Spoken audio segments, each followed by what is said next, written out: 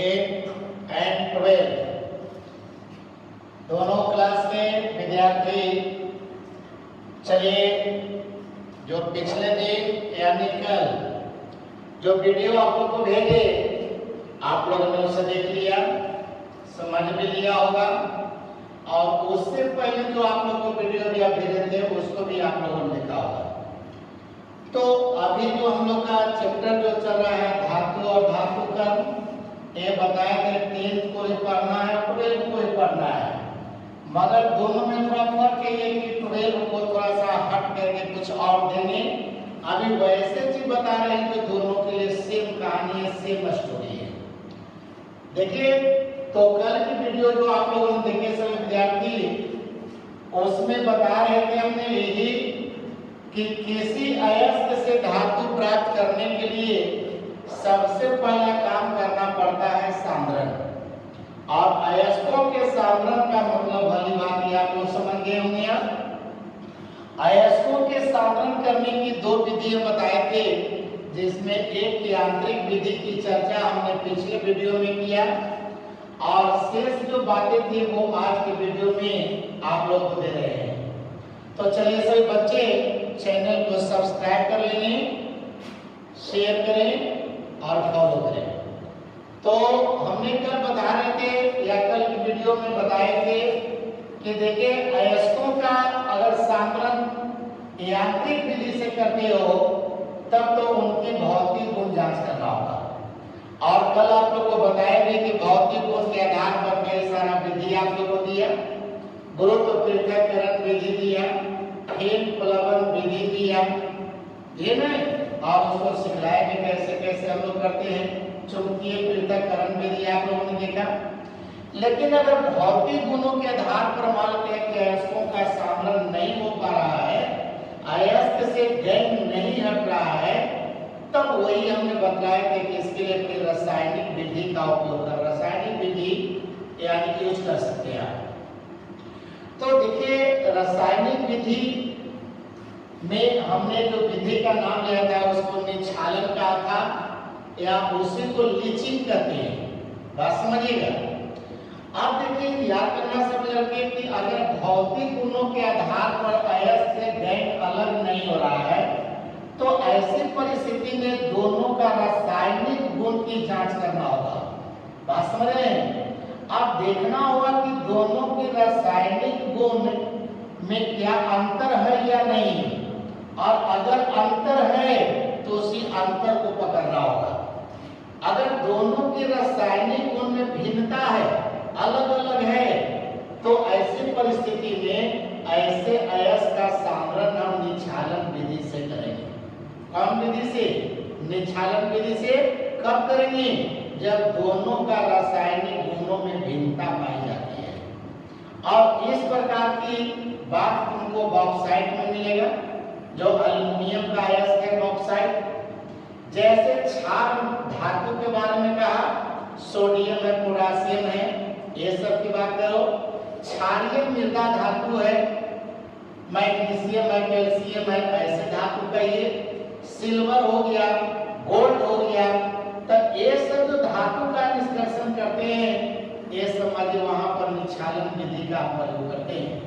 याद करना, निक्षालन विधि में करना क्या पड़ता है कि अयस्क और गैंग दोनों की रासायनिक गुण पहले जान लीजिए, और उसके बाद एक ऐसा रासायनिक पदार्थ का चुनाव कीजिए कि अयस्क और गैंग दोनों से रिएक्शन नहीं करे, बल्कि अयस्क से रिएक्शन करता हो लेकिन गैंग से रिएक्शन नहीं करता हो, बात समझिएगा। यहाँ निक्षालन विधि में आपको यही करना होगा कि एक ऐसा रासायनिक पदार्थ का घोल बनाना होगा या रासायनिक पदार्थ का चुनाव करना होगा जिसमें अयस्क घुल जाता हो लेकिन गैंग नहीं घुलता हो, मगर अयस्क अभिक्रिया कर लेता हो लेकिन गैंग अभिक्रिया नहीं करता हो, बात समझिएगा। उस पदार्थ का नाम होगा निक्षालक। निक्षालक यानी लीचिंग एजेंट, मतलब वैसा रासायनिक पदार्थ है जो अयस्क से अभिक्रिया करता हो उसी को निछालक कहते हैं। तो याद करेगा, समझने से बचना है, कोई दिक्कत नहीं लड़कियां। यानी कि यहाँ पर निछालन विधि में ही करना है कि अयस्क से गैंग को अलग करने के लिए अयस्क को या अयस्क में एक बाहर से ऐसा पदार्थ डाला जाए कि अयस्क के साथ अभिक्रिया कर लेता हो, लेकिन गैंग के साथ अभिक्रिया नहीं करता हो। तो यहाँ पर जैसे बहुत सारी बातें यहाँ पर लिखा गया है, आप लोग कॉपी में नोट भी कर लेंगे। बताएं कि जब अयस्क तथा गैंग का रासायनिक गुण में भिन्नता पाई जाती है, तब अयस्क के चूर्ण को एक खास रासायनिक पदार्थ, जिसको देखिए निछालक लिखे में यानी घोल में डाला जाता है, जिसमें अयस्क घुल जाता है किंतु गैंग नहीं घुलता है। घुलने का मतलब क्या कि अयस्क उस पदार्थ के साथ अभिक्रिया कर लेता है लेकिन गैंग नहीं करता है। जैसे एग्जाम्पल के रूप में बॉक्साइड की कहानी देखा गया। बॉक्साइड जिसका सूत्र बोलता है Al2O3 2H2। तो कल ही बताया था कि सांद्रण करने के पहले अयस्क को पहले पाउडर के रूप में बदल देते हैं। अब बॉक्साइड में देखिए रवा जल है, पीछे में H2O लगल है। अब बॉक्साइड को मशीन से पिसाई करोगे तो इसमें रवा जल जो है वो तो वाष्प बन के ऐसे ही उड़ जाएगा, कुछ बच भी जाएगा। तो चलिए बाद में हम क्रिया करेंगे, उसमें भी वाष्प बन के उड़ जाएगा वो। तो सबसे पहले देखिए बॉक्साइड का सांद्रण करते समय यानी Al2O3 यानी 2H2O को हटा दिए, इसको वाष्प बना करके यहाँ से हटा दिए। अब बाकी बच गया अशुद्ध, अभी भी इसमें बहुत सारा गैंग है। ए से बताओ कि एल्युमिनियम ऑक्साइड Al2O3 जो देखिए अशुद्ध लिखा है, इसको सबसे पहले हम कास्टिक सोडा यानी NaOH का घोल बनाकर के एक क्यू का मतलब एक्वस का मतलब चलिए मिलिए। तो देखिए बॉक्साइड के चूर्ण को कास्टिक सोडा के जलीय विलयन में पहले डाल दिया। अब जैसे बताओ बॉक्साइड को कास्टिक सोडा के विलयन में डाला तो यहाँ पर देखिए दोनों के बीच में एक रिएक्शन हुआ और रिएक्शन होने के बाद देखिए बना गया सोडियम मेटा एल्यूमिनेट। हालांकि कहीं कहीं किताबों में सोडियम एल्यूमिनेट लिख देता है, तो सोडियम एल्यूमिनेट जब लिख देगा तब फिर यहाँ Na नहीं Na3 लिखना पड़ेगा। बात समझ रहे हो ना? तो यहाँ आप लोग देखिए 12th क्लास के विद्यार्थियों के लिए यहाँ पर लिखता है सोडियम एल्यूमिनेट, लेकिन 10th क्लास के बच्चा सोडियम एल्यूमिनेट पढ़ लेता है। और देखिए दूसरा यहाँ पर देखिए जल और देखिए गैंग हुआ। अब सोडियम एल्यूमिनेट जो है जल में आपका घुल गया, आप गैंग नहीं घुला। अब बताओ जब घुल गया तो इसको हम छानेंगे, तो छानेंगे तो जल और सोडियम एल्यूमिनेट ये दोनों को बताओ छान करके गिर जाएगा। जैसे चाय के बताओ पत्ती को छान लिया कैसे, उसी तरह से गैंग छन गया और सोडियम एल्यूमिनेट और जल ये दोनों एक साथ गिर गया। अब सोडियम एल्यूमिनेट और जल को हमने लेकर के देखिए यहाँ पर चला। अब उसके बाद देखिए यहाँ जल अपघटन, जल को तोड़ना हमको है। तो जल को तोड़ने के लिए क्या करते हैं कि देखिए एल्युमिनियम हाइड्रोक्साइड का हम पहले एक विलयन बनाते हैं ताजा अवक्षेप। अब एल्युमिनियम हाइड्रोक्साइड का विलयन बना करके और उसी में देखिए सोडियम एल्यूमिनेट के विलयन को डाल दिया। जैसे सोडियम एल्यूमिनेट का विलयन एल्युमिनियम हाइड्रोक्साइड के संपर्क में गया वैसे देखिए जल टूट गया। अब जल टूटने का मतलब है कि जल जब भी टूटेगा तो H और OH में टूटेगा। अब H और OH में टूटा तो Na पकड़ लिया OH को तो A हो गया NaOH और एल्युमिनियम ऑक्साइड पकड़ लिया देखिए किसको, H को, तो A हो गया एल्युमिनियम हाइड्रोक्साइड। अब यहाँ पर देखिए जो आपका कास्टिक सोडा का विलयन जो यहाँ पर लिया था, ये फिर कास्टिक सोडा का विलयन देखिए आपका अलग हो गया और ये देखिए जल में एल्युमिनियम हाइड्रोक्साइड नहीं घुला तो देखिए आप विलय लिखा हुआ है। तो ये आप विलय है और ये क्या है, विलय है। अब यहाँ पर छानिएगा तो देखिए सोडियम हाइड्रोक्साइड अलग हो गया और एल्युमिनियम हाइड्रोक्साइड अलग हो गया। पुनः अल्युमिनियम हाइड्रोक्साइड को छान लीजिए और छान करके अलग कर लीजिए। तब अल्युमिनियम हाइड्रोक्साइड को छान करके और या तो इसको धूपा में रख दीजिए या हल्का सा गर्म करोगे तो यही अल्युमिनियम हाइड्रोक्साइड देखिए बदल गया अल्युमिनियम ऑक्साइड और जल गया। अब ये अल्युमिनियम ऑक्साइड देखिए आपका हो गया आपका कौन चीज शुद्ध, जिसको एल्यूमिना कहते हैं। और यहाँ पर देखिए बॉक्साइड के रूप में था जो कि अशुद्ध था। अब इसमें से देखिए गैंग को देखिए आप अलग कर लिया, अशुद्ध एल्यूमिना यानी अल्युमिनियम ऑक्साइड आपको प्राप्त हो गया। अब इसी अल्युमिनियम ऑक्साइड से जिसको एल्यूमिना कहते हो इसे पुनः हम लोग अल्युमिनियम प्राप्त कर लेते हैं। देखा नहीं? तो अब देखा जाए यही तुम्हारा था अयस्कों के सांद्रण करने की तरीका। जब अयस्कों का सांद्रण कर लेते हैं तो याद कीजिए आप लोग को बताया कि धातु कण का दूसरा चरण कि तब दूसरा काम करना होगा सांद्रित अयस्क का जारण या निस्तापन। ये ना बताते कि सांद्रित अयस्क का जारण करोगे या निस्तापन करेंगे। देखिए जारण और निस्तापन दोनों का मकसद सेम है लेकिन दोनों प्रोसेस अलग अलग है। याद करेंगे तो सांद्रित अयस्क का जारण या भर्जन।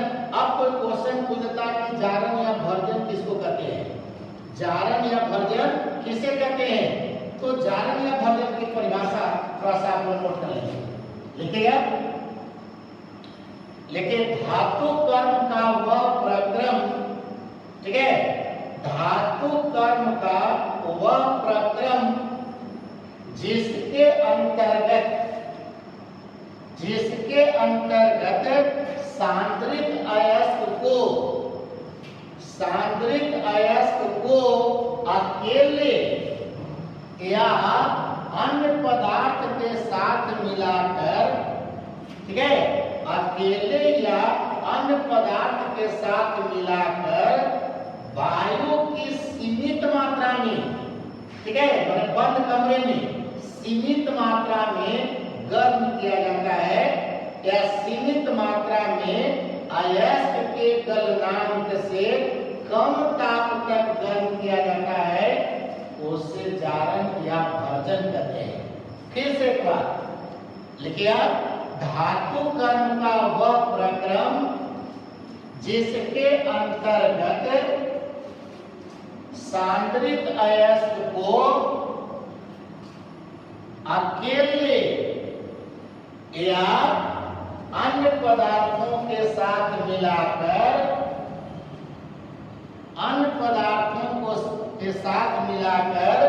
वायु की सीमित मात्रा में, ठीक है, वायु की सीमित मात्रा में अयस्क के गलनांक से कम ताप तक गर्म किया जाता है, उसे जारण कहते हैं।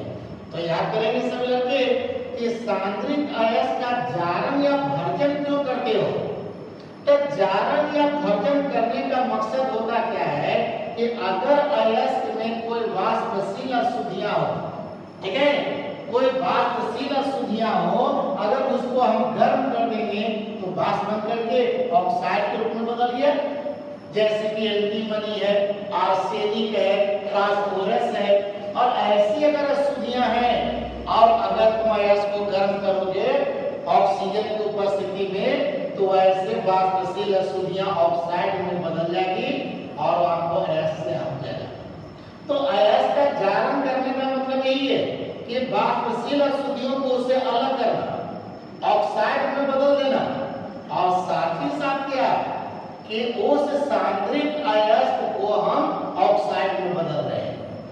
मकसद यही है, कारण कि जब तक अयस्क को ऑक्साइड में हम नहीं बदलते हैं तब तक वहां से धातु प्राप्त करने में कठिनाई होती है।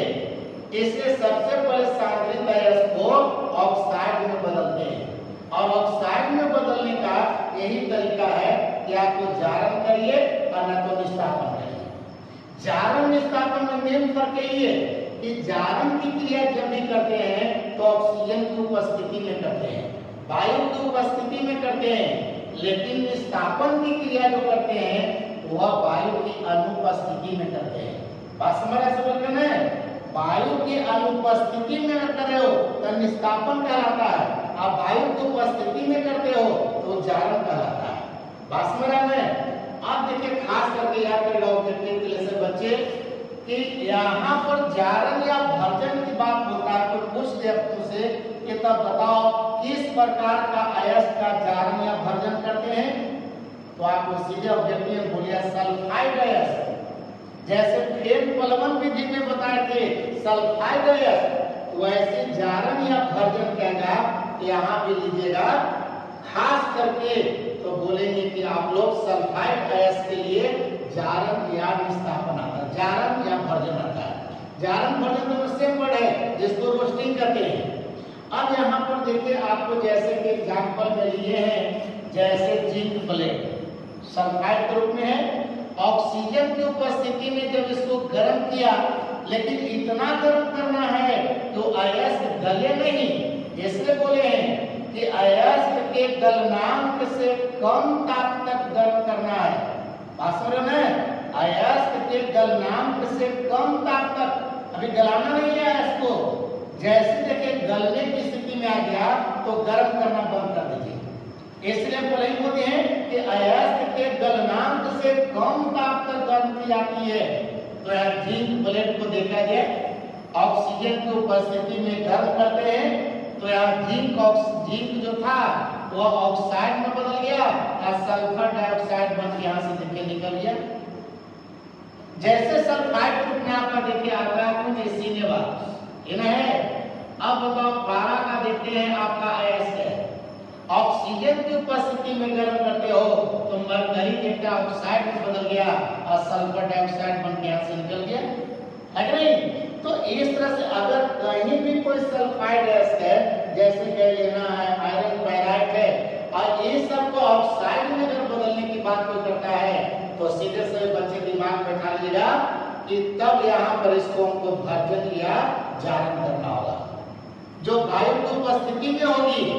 लेकिन हमने अगले दिन जो वीडियो वहां पर निस्तापन की वर्णन करेंगे, ये तो सल्फाइड अयस्क का जारण या भर्जन कर लिया। लेकिन अगर सल्फाइड छोड़ करके अगर कोई दूसरा अयस्क मान के आता है तो वहां पर हम जारण या भर्जन न करके वहां पर निस्तापन की क्रिया करेंगे, कैल्सिनेशन करेंगे, जिसकी चर्चा अगले वीडियो में करेंगे। आज यहीं पर क्लास को स्टॉप करते हैं। समझ गए? तो धन्यवाद, गुड नाइट।